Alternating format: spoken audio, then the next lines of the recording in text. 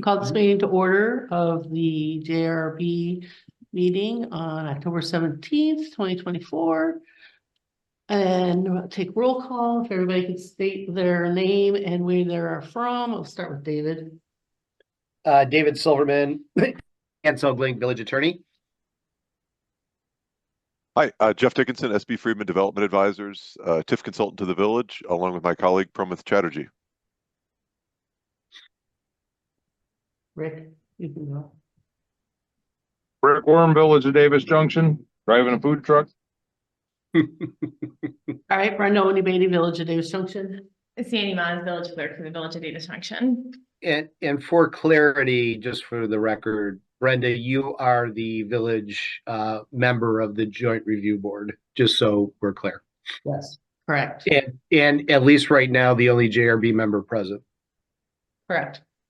Yes. Okay. So now we're going to approve the JRB meeting minutes. So that would just be me then. So David. would that just be me approving the minutes? Yeah, I mean, yeah. So you're basically gonna approve them. You're the motion maker. You're the seconder, and you right. Okay. I'll make a motion to approve the minutes. I approve the minutes. And all in favor? Aye. Okay. All right. The next thing, we're going to have an overview from Jeff about the TIF report. Great, thanks, Brenda. Glad to be back with you good folks in the village, giving an update on the status of the Route 72 corridor TIF. As I think we all know, this is the boundary of the TIF district that was designated in 2016. It's still anticipated to expire after 23 years with one last year of collections. So that last year of collections would be in 2040. Potential members of the joint review include the village, the county, community college, the schools, library district, fire protection district, and the township, and then a public member. Right now, we've only got the village in the room, but all those folks are welcome to come, and I think all of them have a vote if they care to use it. The history of the district is that the district was created, the value of all the parcels in it was only about $3,000. It was almost all village owned at that time. As of last year, it's up to $322,000. That significant growth is from the Dollar General store, which opened in 2016. There is an ongoing redevelopment agreement between the village and the developer for that project, which had a maximum reimbursement set at $200,000. The formula to calculate those reimbursements is that the developer is eligible for 70% of the incremental property taxes annually, not to exceed $200,000 in total. So as of last year, the village has paid a little over $117,000 towards that $200,000 cap. So there's a few more years of payments left, but not a lot. 4, maybe 5, I guess at most, depending on how the taxes go.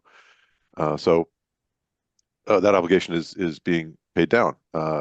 Once that is obviously complete, the village can keep 100% of the increment from the Dollar General store, and obviously any development that occurs in the future, there'd be separate increment and or deals that could happen. The photos, again, everyone here I think is well aware of the project.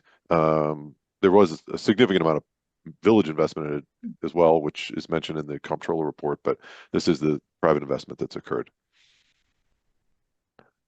This is a sort of 5-year trailing history of the fund balance in the TIF district. That if you look in the lower right-hand corner here, this is where the fund balance is today, $1.3 million to the negative. That is because the village funded, as I mentioned earlier, roughly 2 or 3, I can't remember the number, $1 million worth of public improvements to make the land buildable, roads, water, and sewer improvements. So the village has put quite a bit of skin in this game, but they are hoping to recover some of that, I think, once this deal expires or other projects that are taxpayers are generated. So it's a big loan from the general fund essentially to the TIF fund that is still sitting there more or less staying the same size, gotten a little bigger last year.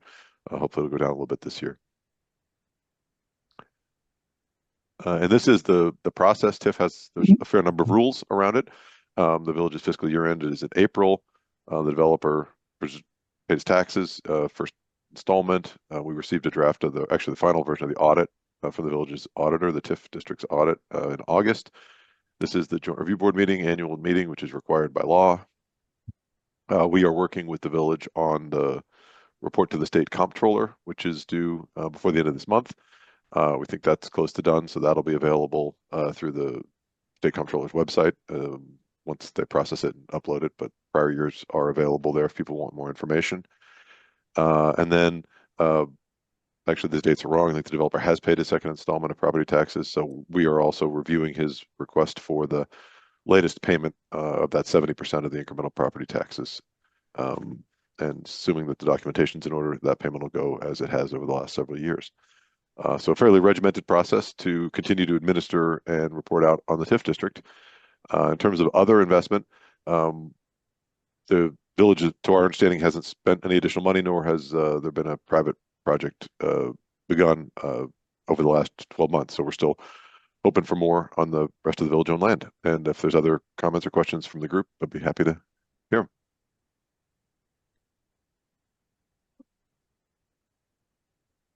them. Anybody have anything?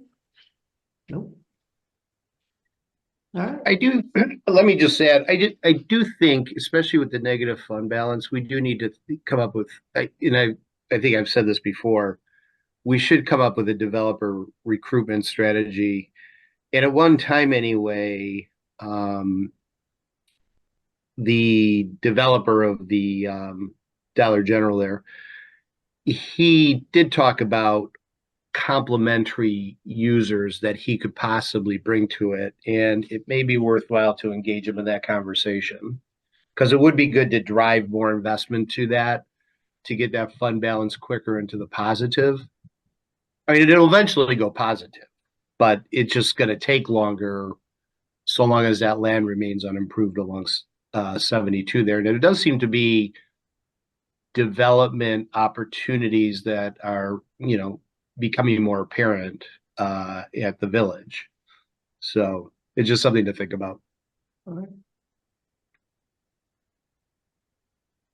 Okay. No public comment? All right, then I'm ready for adjournment. That's you. Oh.